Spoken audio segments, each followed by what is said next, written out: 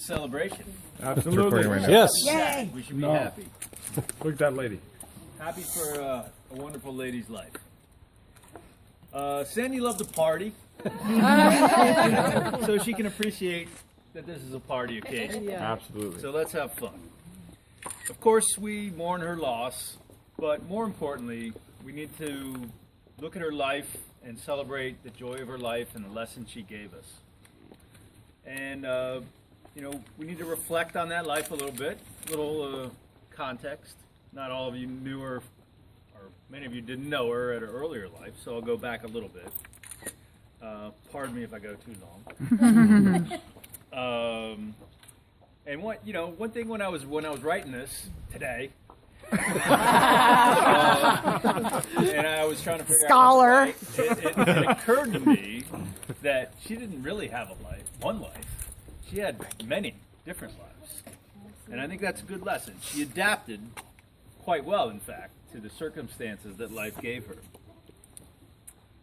She grew up in Lansing, Michigan as a good Midwest Catholic girl, probably blissfully naive to the wide world around her.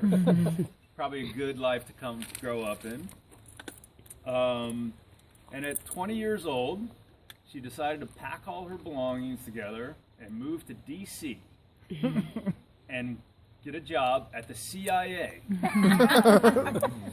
as a secretary, allegedly. We'll never know the real story. Although my friend Matt might. Obviously a big change in life, but she adapted well. She met my dad, Big Al, a larger-than-life figure, which is a whole nother story, which we don't have time to get into here. And soon enough, me and my brother arrived. Another big adaptation in life. And gotta say, she did quite well. You're here. A beautiful, loving, nurturing mom, a saint in our eyes as kids. I mean, just uncommitted love, or total committed love. Not uncommitted.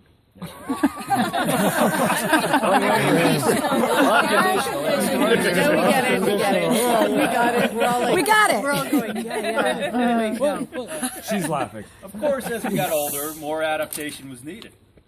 Although I'm sure it was hard for them, our parents wisely knew that they needed to set us free to pursue our lives and become independent people. I think that worked out pretty well. One of us. And of course, Mom realized she needed to prepare for life without us in the house. She went back to college, got her undergrad degree at George Washington University when she was late 30s, and something she was really proud of. And then Sandy and Al moved to New Mexico and reinvented themselves again. They got into the outdoors lifestyle of New Mexico, skiing, hiking, and increasingly for my mom playing tennis, which in fact she did till well into 75 years of age, and quite well. My mom also did wonderful volunteer work with children through the Maxwell Museum in Albuquerque, Archaeological Museum. Enjoyed that very much. She did that for many years. But adaptation came again. Sadly, my dad passed away in '93, and a big reinvention was needed again. Us kids, now with Bean and Belle in the mix, knew we had to devote more of our lives to her and be around with her more. And amazing transition, wonderful for us to find out that we didn't just have a mom anymore. We had a really good friend. Absolutely. Great. I knew this part was going to get me.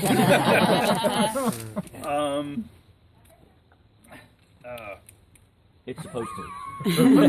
Works every time. Let it get you. Let it get you. Go with A it. great person to hang out with, a really fun lady, partier, put me down more nights than I put her down. I'm thinking. And we thought, maybe not such the angel we thought he was. And that was probably a good thing. She also met a new man in her life, Jimmy Martin. Jimmy. Red Devil. Red Devil! Her great companion for the last 10 years or so of her life, was a wonderful friend to her and a good friend to us, and another adaptation for the good. So, what can we learn from Sandy's life? Certainly, first of all, be ready to adapt. Be ready to take whatever life gives you and make the best of it. Yeah, she nailed that. Good. And probably most importantly, make sure you have a lot of fun along the way. Cheers. Amen. Here's to Sandy. Cheers to you, Mom. A life well lived. Cheers. Yeah. Beautiful. Well done. Good job, Jimmy. Awesome. There we go. It's your turn. Well, we got him. Two hands. Get to these prepared remarks. One of the most important things I want to do is thank the people that came here today. From Nebraska, driving all the way from Nebraska. And right at the gate. Nebraskan, though. I'm there right now. DC, John, our amigos from Mexico. Muchas gracias. Our dear friends have provided incredible support over the last few weeks. And, we're very thankful. And it was much needed, and we'll never forget it. So Lenny and I collaborated on this historical poem of sorts. And it goes like this. So it's entitled An Enlightened Path. So, Mom, today we gather amongst your sons, daughters, dearest friends, and the Lord above to celebrate in our memories a most pleasant picture of a lady we dearly love. You moved eloquently through life, first in the east, later extending to the west, with deeply touched hearts and minds, in journeys greatly admired and unrivaled by behest. The centerpiece social of the ladies' Fab Five. If you know them, you love them. The beauty queen of St. Mary's School in Lansing, and a docent in New Mexico that the kids found so cool. Our minds stretch at your dedication so wide, a friend and coach always with extended hand, a model daughter, sister, mother, and bride. You provided Dad a loving and devoted foundation, his life filled with joys only you could give. You enlightened a path for a grand marriage for which my brother, Dean, Lenny, and I now live.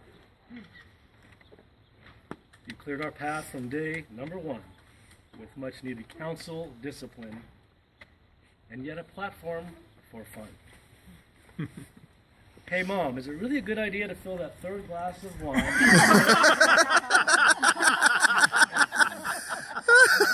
Or bust a dance move on top of that table?